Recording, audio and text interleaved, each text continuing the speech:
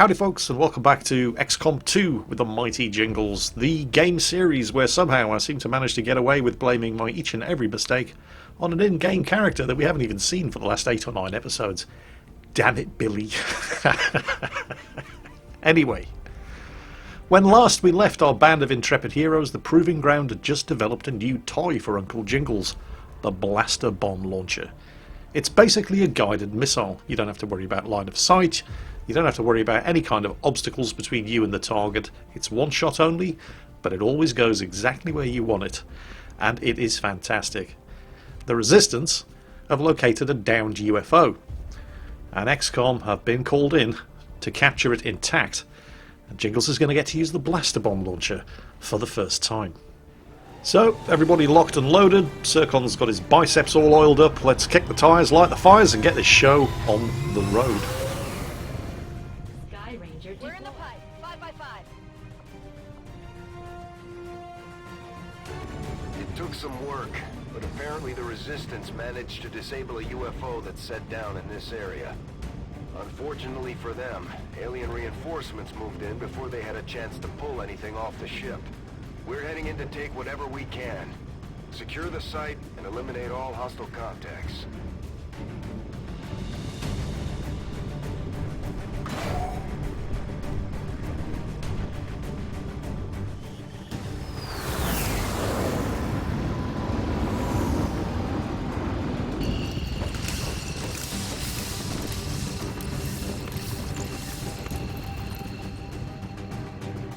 Menace 1-5, UFO site coordinates locked in. Move to secure the area, neutralize all hostiles. Right, you heard the man. Today's mission objective is to get Jingles into the best possible position to wreak maximum carnage with the Blaster Bomb Launcher. Moving to designated position. Quickie baby, off you go. Moving to position.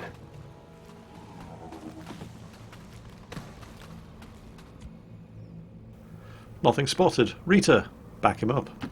Ya voy. Por aquí tengo a unos enemigos Oh, en grupo. patrol. Okay, well, they haven't spotted her. Team's still in stealth, so Rita dangerously exposed there. If we're going to pull off an ambush, Me muevo a la it's not going to be posición. with Rita. I'm going to have to use a second move to get her into cover. Okay. Jingles, off you go, my son. That'll do. We're pretty much just setting everybody up for an ambush in the following turn. Again, we're not on timer or anything. Don't have to worry. There's no rush as of yet.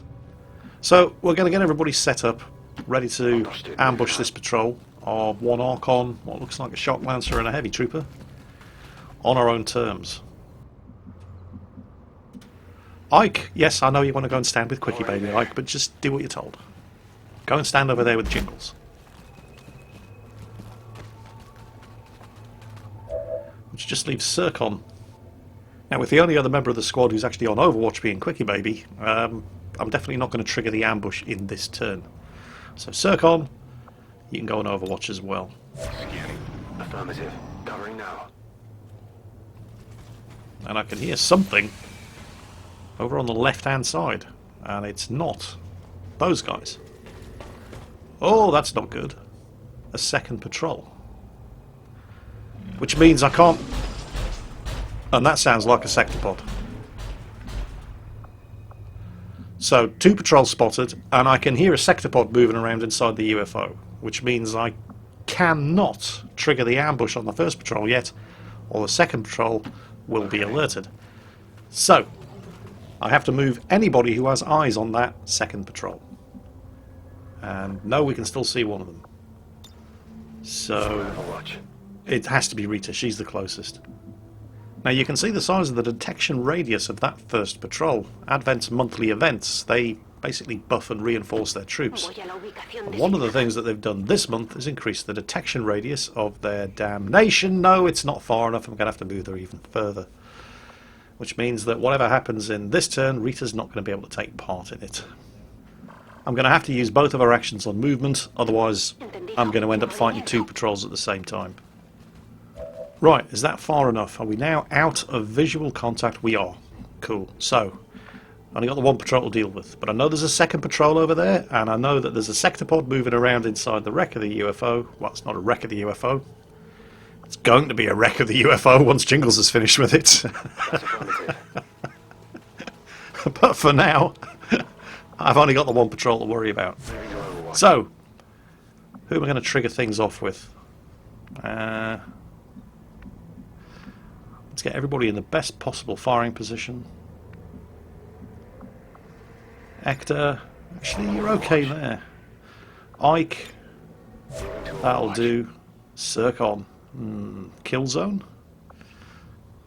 Killzone's nice, he gets a reaction shot against everything that moves. But I've got enough people set up on Overwatch, I don't need to worry about it. Circon, just shoot that Archon in the face. Good damage. Cover's blown. They're onto us. Oh no, Jingles! You've left Rita standing exposed in the open. It doesn't matter. I mean, I've got half a dozen troops shooting at the three of them.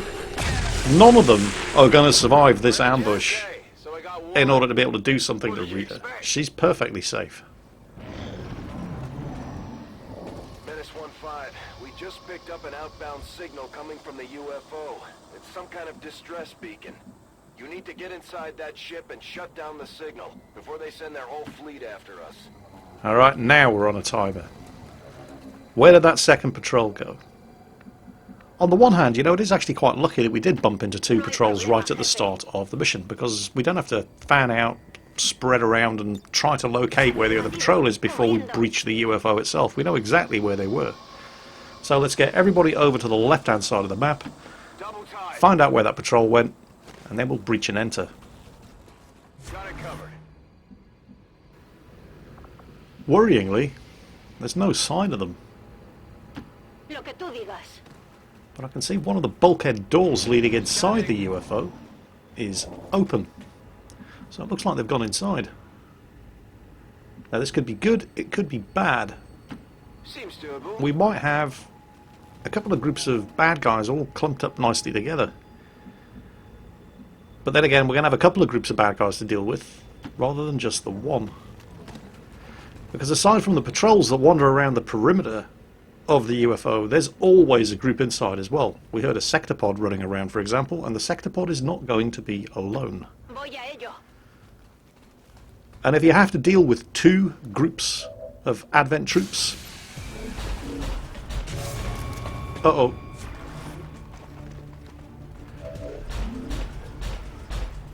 Alright, that ain't good. I opened the door with Rita to get a look inside, and there was a group of bad guys standing right there. I don't have enough troops with line of sight in that doorway to handle this situation. But then again, Circon's got 5 shots left in his plasma lance, and with his kill zone ability he can blow the head off anything that pokes its nose out of that doorway, but Rita is still dangerously exposed. Jingles' grenade launcher isn't going to do the job from there. Move him up. Have another go. It's only going to get one of them, and it may put Rita at risk by blowing away their concealment. But then again, I think this is a job for the blaster bomb launcher. Don't need to worry about line of sight, you just target it where it's going to do the most damage and it finds its own route. I like that. That's outright killed 2 of them. Menace 1-5, that's the distress beacon. Move in and disable it before the aliens get a bead on the UFO. It stripped the armour off the mech and left him on very, very low health. And it seems to have set the distress beacon on fire. Oh no, it didn't kill 2 of them. Oh well. He's only got 1 health and he's got no armour remaining, so Hector, off with his head. That's how it's done. Still got the mech to deal with. Right. Ike's kind of out of position, so I'm just going to move him up. Hell, most of the squad were out of position. I should never have opened that door with Rita. And the only reason I've had the shots at these guys that I have is because the blaster bomb launcher blew away those bulkheads. Now, Rita might hit that thing, but a plasma grenade is going to kill it. So grenade out. Patrol dealt with. Moving to Overwatch. I still hear that sector pod wandering around though, and he's going to have friends with him. I've got eyes on Advent troops. And there they are. 4 turns remaining to shut down that distress beacon and deal with these guys. Quickly baby on Overwatch. He hits the sector pod, but it is very, very heavily armoured. Zircon. Oh, Zircon, you suck. Too much time oiling your biceps and not enough time on the firing range. Ah. And that's when the distress signal, which got hit by Jingles' blaster bomb launcher, finally succumbs to the flames. So, don't have to worry about the time limit anymore. Hooray! Who needs hackers? Quickly baby, don't need you anymore. Well, okay, maybe we do. Sending in his Mark III Gremlin to shut down that sector pod. Haywire protocol initiated, shut it down for 2 turns. That looks a little bit close. Oh my god, he's failed. He hasn't just failed to shut the sector pod down, he's actually buffed it.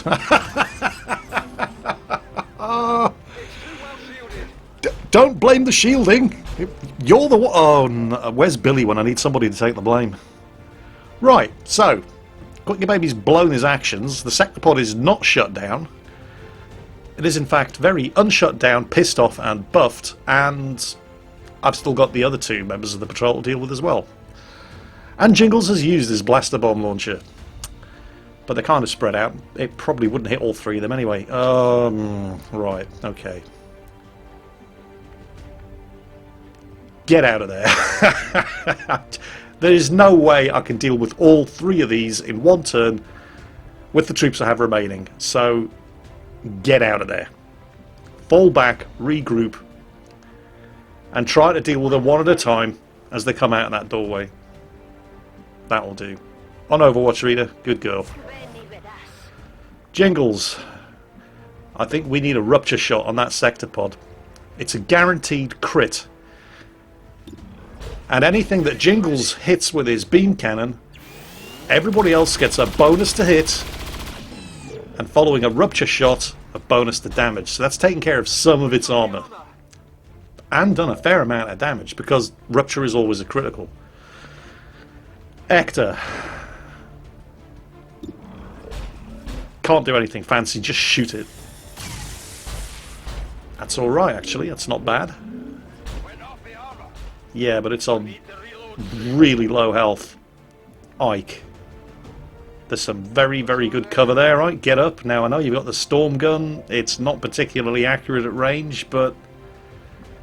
rapid fire. Gives him 2 chances of hitting, but with the reduced... No, screw it. Just... Come on, Ike. Yes! Oh! And the guy next to it was caught in the explosion. Which is always good news. Right, Zircon, you've got no targets, but we can put you on Overwatch anyway. And hope one of them blunders into your line of fire. Oh, it's gone for Quick Baby. Oh, it missed. Well, he is in reasonably good cover. But that was a bit lucky. What's this guy up to? Come on, Zircon. Redeem yourself. That's what I'm talking about.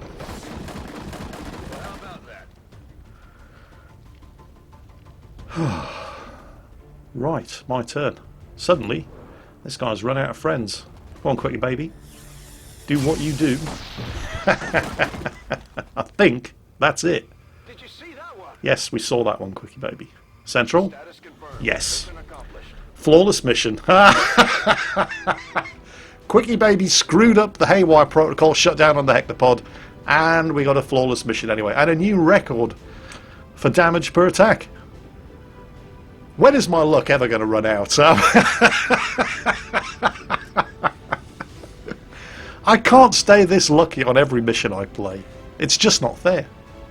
At some point, I am actually going to have to start being good at this game.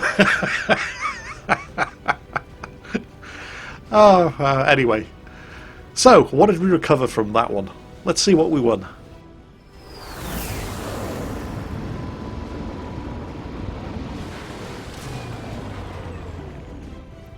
We really put a hurt on the aliens this time, Commander. They won't forget it. And a promotion for Hector. He's now a major. Okay. Oh no, captain. My mistake. We're going to take the covering fire ability. This allows his Overwatch to trigger not just on enemy movement, but also on any kind of enemy action whatsoever. And what did we recover? Oh, look at that. That is a lot of loot. Some very, very useful stuff, which means I can get the proving ground to work. They've been sitting idle. I ran out of raw materials. What are we going to go for? Yeah, I think advanced explosives. We'll get started right away, Commander. I'll send word when the project is complete. You do that, Chief Engineer Shen. Thanks very much. Well, with Advent firmly on the back foot for the moment, and with a huge haul of loot brought in from that downed UFO mission, and with Europe firmly under my heel, sorry, I mean liberated, well, not liberated, but with resistance networks firmly established throughout Europe and the whole of Asia, it's time to start expanding into the continental United States of America, starting with the eastern seaboard. Just when things were going so very, very well. Great. Commander, the aliens are still moving forward on the Avatar project. Taking out that facility would deal a serious blow to their efforts. Looks like it's that time of the month again. But we've made contact with the USA, which is going to allow us to hit that Advent facility good and proper. Hang on, that can't be the USA. Only one of them's got a gun. We've established contact with the local resistance forces in this region, Commander. We're ready to move on the coordinates we pulled from the Codex. Now, I'm sure you all remember what happened the last time I ignored the Project Avatar countdown timer until the last possible moment. It really came back to bite me in the arse, so this time, I'm not messing around. Well, okay, I mess around for about a week making sure everything's absolutely perfect. And then it's showtime, and I've got a choice of two facilities. I can either go to a site that was revealed by some black site data coordinates that we picked up, or, in North America, the Codex brain coordinates. And the Shadow Chamber is telling me that the only thing I have to worry about if I go for the Codex brain facility are berserkers and chrysalids. That's a whole bunch of different kinds of enemies waiting for me at the second site. So, berserkers and chrysalids. They don't have any ranged attacks. Well, that sounds pretty easy. We'll do the Codex brain coordinates mission. I don't want to say it, but what could possibly go wrong? I really have to learn to stop saying that. Codex Brain Advent Facility Raid coming up in the next episode of XCOM2 with the mighty Jingles and his squad of ultimate badasses and the suspiciously absent Billy. Enjoy your weekend, folks. I'm off out to watch X-Men Apocalypse. Take care, and I'll catch you next time.